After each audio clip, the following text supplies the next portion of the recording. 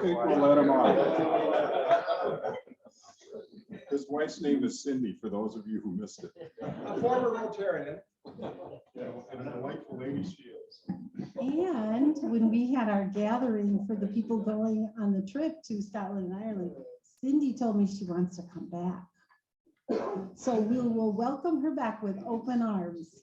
That would be great.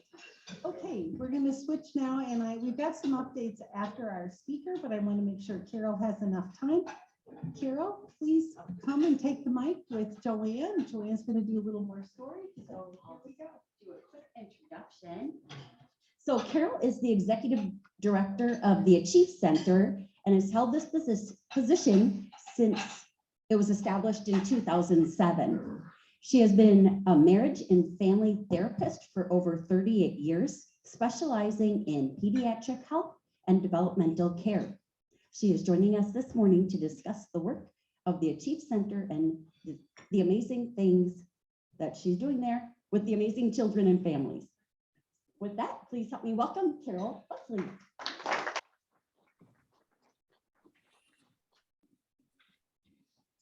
Good morning, and thank you for the invitation to come and speak with you about the Achieve Center. The Achieve Center is my passion, and so I'm very glad to be able to be here and to be able to share that with you and to provide some information and stories about truly the wonderful children that we are providing services for. I have a short video about the Achieve Center that I thought would be helpful in introducing you to the Achieve Center for those individuals who are not familiar with us. Children come into the world uniquely pre-wired to interact with it. However, for some children, something gets in the way of that. Either a medical condition, or they're born prematurely, or they're born with a neurologic or genetic condition. And because of that, they're not afforded opportunities to interact with their world in a way that enables them to develop typically. Some of these children have been dealt a hand that's difficult, with obstacles to overcome. When a family first comes in, they have an initial therapy assessment. Then we come up with a treatment plan with goals to address what's not going right, what's challenging in their lives. It is a unique dance that we do with parents and with children in helping both of them in the whole process of treatment. And treatment really is teaching skills, helping children to make adjustments, helping children to make neurological changes, physical changes, social changes that will ultimately lead to improvement in their lives. I have an adult son with autism. He was diagnosed at about 2.5 years of age. Carol approached me a little over 15 years ago now on this somewhat new concept, or what I thought was a really great concept of, I want to work with the whole family, not just the individual that has special needs, but the whole family. If you have a child who's struggling in some certain area, it can't be just one person trying to fix that problem. It has to be a tribe, it has to be a community working together to solve that. And that's what I fell in love with at the Achieve Center. When a child comes to the Achieve Center, 2 therapists are assigned to the child, one to work with the child and the other to work with parents. We do co-therapy where usually I work with a child and then a therapist works with the parents, working on the same skills at the same time, so that the parents can then take those play skills home and implement them within the house. From the start, we immediately had people calling for appointments for their children. And within the first year, the number of children that we began seeing increased by 300%. In my caseload, I've had children come as far as Marquette, Michigan, and from Milwaukee, and from Madison, and from Abbotsford, which is a reasonable radius for patients to come. We need to be able to bring on more therapists, and at this time, we're running out of space in this building where we don't have, if we brought someone on, we wouldn't have the office space for them to provide the services. When I first was involved, we had some pretty great goals of really focus on fundraising. But that's changed because the demand for the type of services that the Achieve Center offers has doubled, if not tripled. Currently, we do have a wait list, and that wait list is unfortunate for many children because the wait is increasingly longer and longer. For us to be able to offer more services and be able to reduce our wait list and get those kids in that need that are looking for that help. The community is a very important part of that. And if we can raise those funds to be able to expand, it's going to make a huge difference in these kids' lives and these families' lives. Carol walked up to this child and immediately knew how to make that connection. She touched the child, the little boy automatically, his eyes went right to her, and they actually were making, maybe not words, but a connection. And it was, I still remember that to this day. And that was what made me realize that if I can help the Achieve Center get to the next level for our community and help those children, I'm giving back. We're helping the next generation who will be helping us as we get older in age. They will be our leaders, our workers, our supporters of everything. We're able to help these children live more productive lives, live more fulfilled lives. That's definitely going to help the community because they're going to give back to the community as well. We are here to help children, to help their parents, and to help their families because we believe in them and we care about them. And we are committed to the work that we do.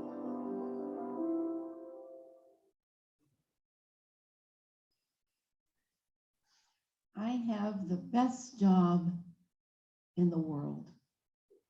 You all should be envious of me because every day I go to work and I fall in love. Every day. These children are phenomenal, diverse, interesting, motivated, and oh, so loving. Walking in through the door, I have multiple children running up to me with their arms out, wanting a hug. What a way to start your day. What a way to go through your work day.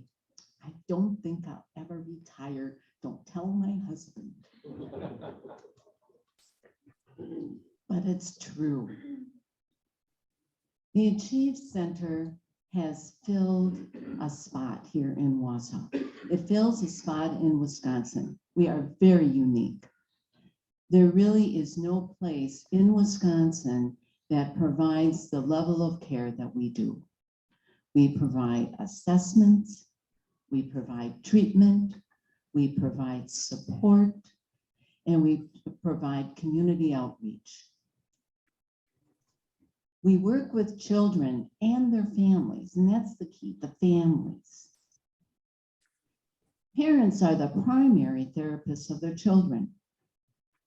That's why parents are uniquely involved in the care of their children when they come to the Achieve Center.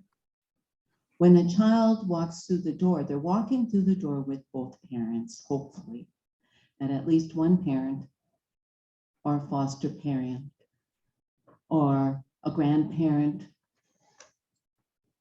or another guardian, whoever is providing that primary care, that daily care of the child is uniquely involved. We assign 2 therapists, one to work with parents and one to work with the children. And treatment is observed through a one-way mirror with audio. And so parents are able to see the treatment that their children are receiving. This is really important. We need to coach the parents and being able to provide the treatment that the child is receiving in the center, also at home. We work with children with developmental disorders, chronic health problems, and physical challenges. We work with people from ages birth all the way to age 50 if the adult disorder originated in childhood. So we have a gamut of individuals that we are helping. The average age of a child at the Achieve Center is age 8. So we are starting quite early. We provide speech and language therapies, feeding therapies, behavioral therapies, play therapies, social skills, individual, family, and group therapy. Every child has a treatment plan that's unique to them, that we have worked very hard to develop with the parents that's going to meet each child's needs. It works. Our wait list is very long, as you heard in the video. We have upwards of 70 children on our wait list currently to receive services here at the Achieve Center. That's huge, that's long. We have children who wait upwards of a year to be able to get into us. Recently, we developed a new program called the Treatment Focused Childcare. And it is a multidisciplinary model that integrates therapy throughout the course of a child's stay. We have cross-trained teachers as therapy assistants. And so a child comes, they are receiving an assessment as what their needs are, and then they are being provided treatment by licensed clinicians who work with the therapeutic teachers in integrating specific skills throughout the child's stay. It's one of our answers to the wait list. It is for children ages 20 months up to age 5. We will be licensed as a child care, but it is primarily treatment, thus a treatment-focused childcare.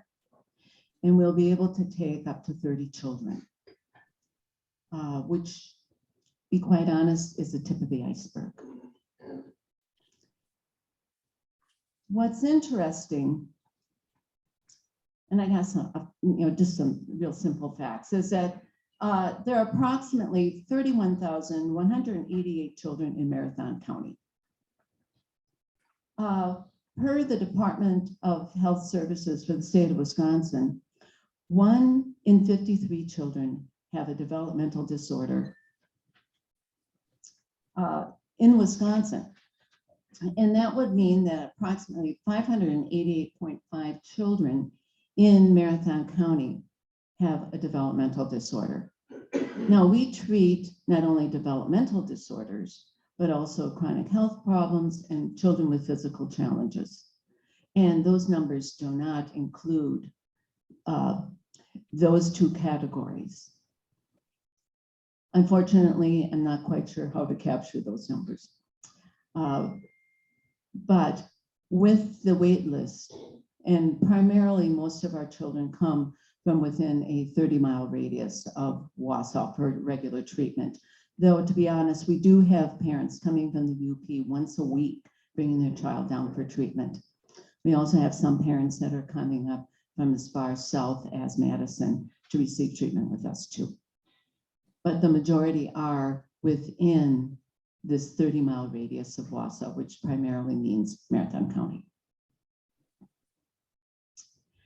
I want to share with you just a couple little stories that may help you to get an appreciation for the children that we are serving. There was a little guy, and his name was Damien. And Damien had apraxia. Apraxia is a motor disorder. It affects the ability of a child to speak, to form words. There isn't a connection.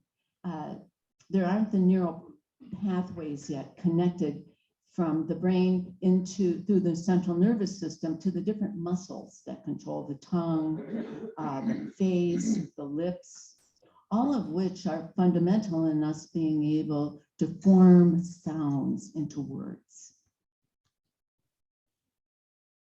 This little guy was 3 years old, And he was struggling. He had an awful time. And just this cute little guy with bright red hair and a range of freckles at 3. And he just, the little guy. I think of him and I just want to go and hug him. But he couldn't. He really could not formulate words. He had a few sounds. And as a result, he was prone to frustration and would have temper outbursts. And he had learned to play quietly by himself because he couldn't play with other children because they couldn't understand him and he wasn't sure how to be able to communicate needs and wants. And he'd get frustrated with adults because they didn't understand him. And so he would have meltdowns. Unfortunately, Damien was diagnosed with autism. We really didn't think when he came to us for the first time that he had autism. And there's a couple reasons why. And he would come and he would engage. He would, seek out others. He, when an adult would engage with him, would play and try to communicate with them. So we did a full assessment, and indeed, once we completed an autism assessment, he didn't have autism, but his apraxia was getting in the way. And so Dr. Lou Rossetti, who you saw in our video, began working with him and working with his parents. And it took about a year. And over the course of that year's time, he started to be able to make more sounds and to organize those sounds into words. And by the time he was 4, he was speaking in 1 and 2 word sentences. And he was having what we call an explosion. And that's when all at once those neural connections were starting to be made. And he was able to have more muscle control to be able to speak and to be able to communicate. Now, this is important because apraxia is a big, long distance way from autism. Though autism was primarily a speech and language disorder. It was first diagnosed as a speech and language disorder. But now we know it is far more pervasive and affects, some individuals are affected cognitively, and some individuals certainly do have speech and language issues, and other kids have problems with social connections, but not this little boy, not Damien. And if we would have followed the autism path, he most likely may not have gotten the treatment that he needed specific to apraxia. This is what we do. This is how we help children. It's far too easy to put a label on a child and to say, aha, this is the problem. This is what's causing the problem, without looking at the child and their skills and their abilities and what they're bringing to the table. If I had my way, we'd never label a child. We would never diagnose a child, because children are always in this process of development. And what you see in a child at age 2 is not what you're going to see in that child by the time they reach age 5. Unfortunately, we are a medically driven world in terms of the need for labels and insurance companies and all those things. But in my heart, each child is so individual, so special, so unique. And that is what we need to focus on. We need to be a strength-based organization. The Achieve Center is growing. We are hiring more individuals, clinicians. We are expanding our building. We just completed the renovation of our first level of our office space, which is 520 North 28th Avenue. For those of you who have been here for a while in Wausau, we purchased the old Cardiovascular Associates building, which was previously owned by Aspirus. We purchased it from Aspirus in 2014. And so we have renovated that first floor for our treatment-focused childcare. And now we have plans to be able to expand our building proper, doubling the size of our building to be able to meet the demands. As you go through your day, picture Damien, that little 3-year-old redheaded boy with freckles who continues to come for periodic checkups with Dr. Lou to work on skills when that needs to be, and who walks into the door and comes up and gives fist bumps to every person in the waiting room. He's darling. He's in my heart. I hope you have children in your hearts, and I hope you are touched by them every day, as I am touched by the children that I see as my grandchildren, the children who come to the Achieve Center, and the wonderful parents who are helping to grow them. Thank you.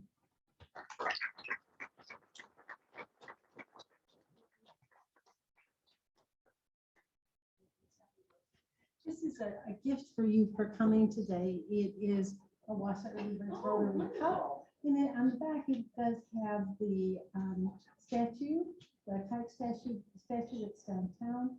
So Rotary was our club, gave that as a gift to you. Thank you for coming. I am a coffee drinker. Oh, good for you. All right, Pastor Ray, you have 2 things on the agenda. Do you want to come up and tell us what's happening with our young man coming from Brazil? And also you have a President's Pantry.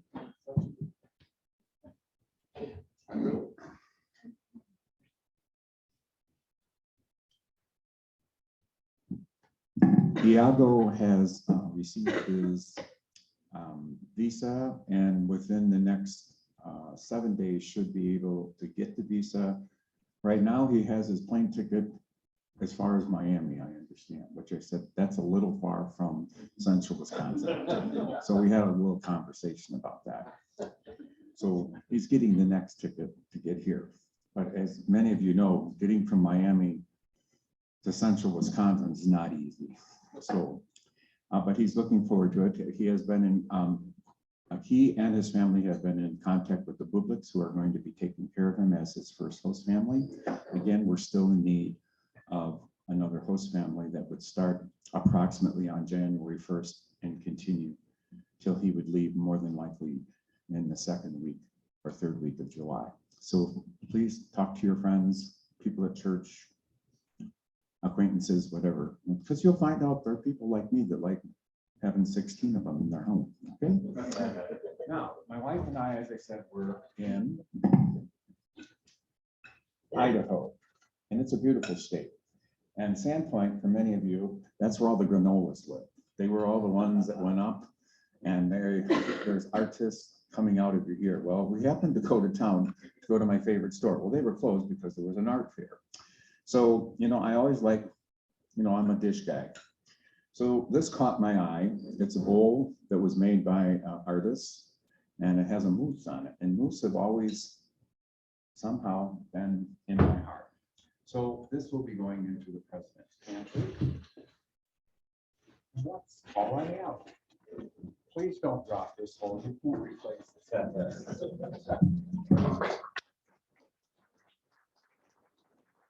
Some of you don't remember, I had raised pie plates and I opened the hatch on my car and it broke last year, but I did replace it. So we were lucky. So I'm sure Ann Lucas is taking this home with her because it's breakable.